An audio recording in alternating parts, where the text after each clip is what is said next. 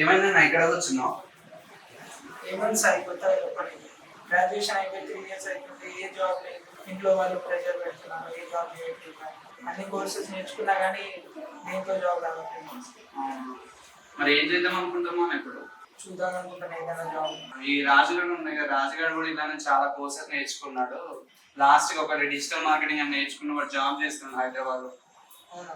Digital marketing అంటే ఏంటి sir? Digital marketing అంటే ఏం లేదన్న, ఇప్పుడు ఏదైతే మనం ఫేస్బుక్ ఇన్స్టాగ్రామ్ యూజ్ చేస్తున్నామో దాన్ని చూసే మనం జాబ్ చేసి మనీ అని చేయొచ్చు. అవునా? అది ఎలా నేర్చుకోవాలి? ఫ్రీగా గూగుల్లో యూట్యూబ్ లో నేర్చుకోవచ్చు.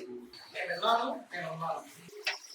నువ్వు ఏదైతే చెప్పావో ఇతను అదే ఫాలో అయ్యాడు అంటే మళ్ళీ ఇంకొక 6 నెలల వరకు ఏంటంటే జాబ్ అనేది రాదు.